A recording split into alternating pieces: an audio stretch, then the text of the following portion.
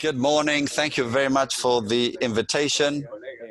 And it's a pleasure to be able to interact with you. We are the LGBT Chamber of Commerce of the Dominican Republic, which since 2016 has been working to create a world of equal opportunity for all people through our training program, our business network.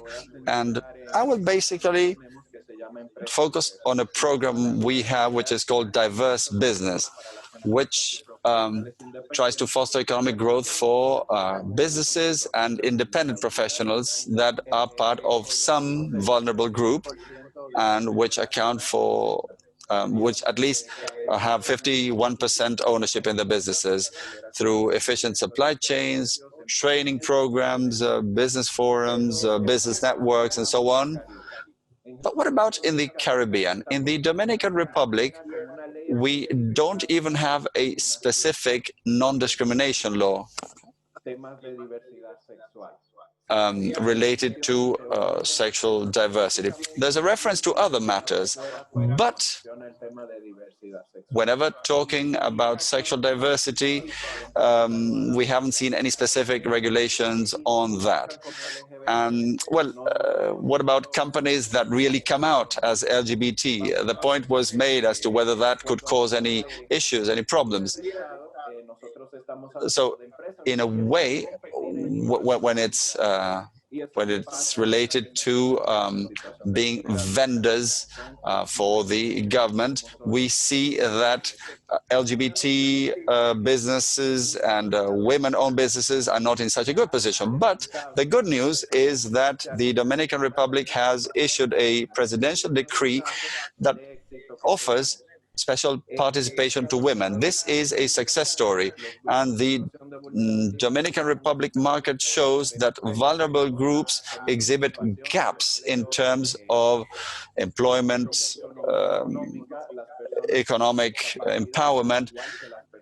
People with disabilities and LGBT people and women have experienced complete inequality. So we can't talk about competing on an equal footing when you are dealing with people who haven't received the same sort of education, they don't have the same sort of social opportunities. Even though we pay the same taxes, we don't get the same services or opportunities from the government, which puts us kind of in limbo when it comes to the ability to compete. And MSMEs, according to the latest statistics of the Census Office, represent 50.7% of jobs in our country. However, although programs have been put in place, we actually have 3 programs in the Dominican Republic which promote women-owned businesses. We still see this inequality, and only 14% of the registered businesses are led by women, and 21.1% is men and women, and 65% of all businesses are led by men. So you can there see the sort of imbalance that exists when you look at the vulnerable population as compared to the non-vulnerable population. Women-led businesses are normally characterized by having less invested capital and by having weak administrative management. And why is this? For the same reasons.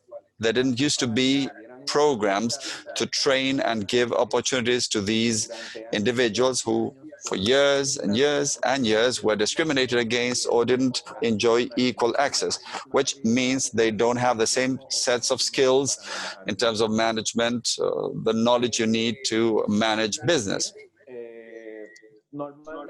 MSMEs normally often reproduce gender roles. We see most businesses led by women engage in beauty, personal care, and they account for 77.5% of all these businesses I mentioned. Beauty, personal hygiene, care.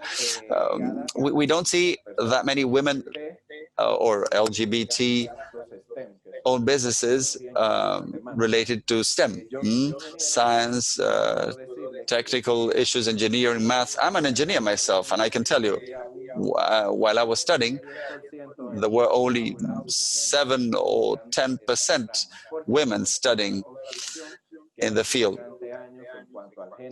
Because of the way gender has been constructed over the years, this stereotype that if you're LGBT, you need to do this, or this is a job for men. And let me tell you, women are excellent engineers. For women and LGBT people, starting out in business has often got to do with facing a dilemma. What will they say?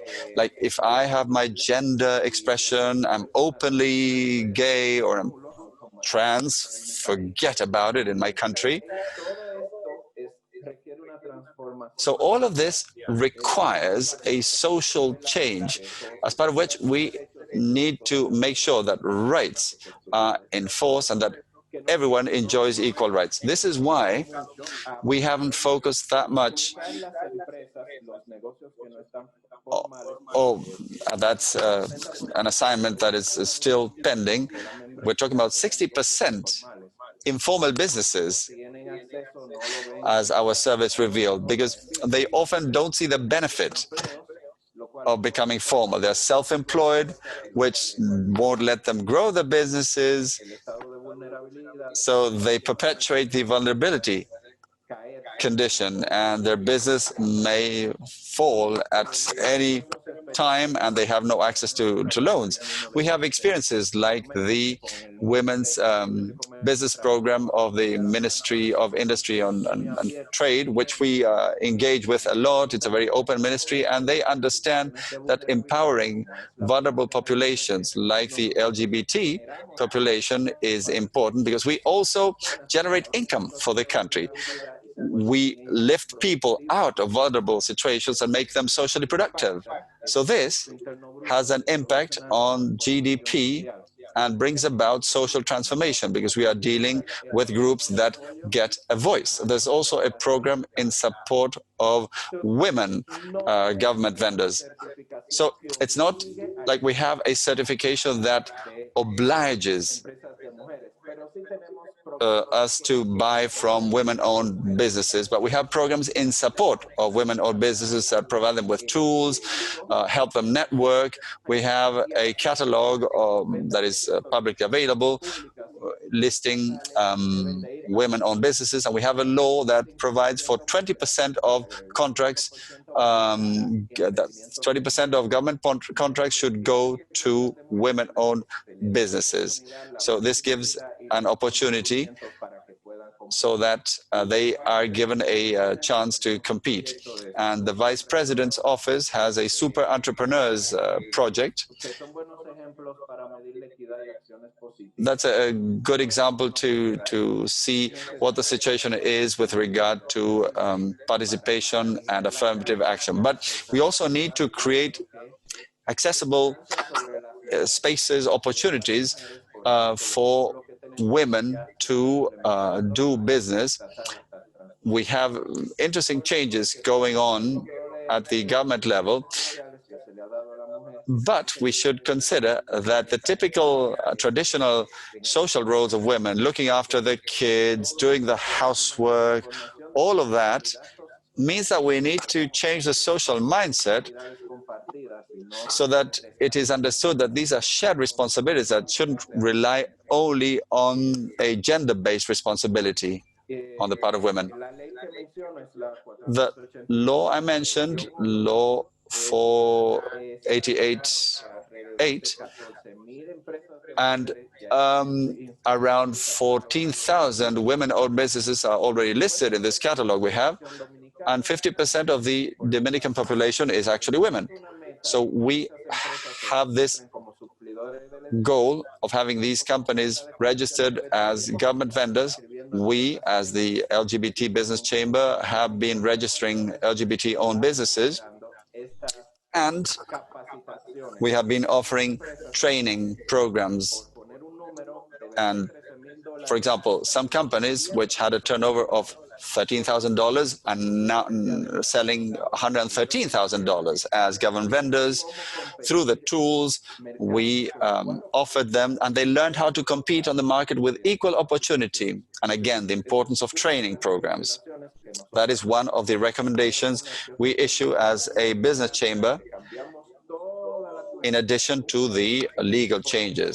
So we need to change the cultural mindset of the country. So we have tools that we can implement to actually integrate these businesses and train the environment in which they act so that the work is done effectively.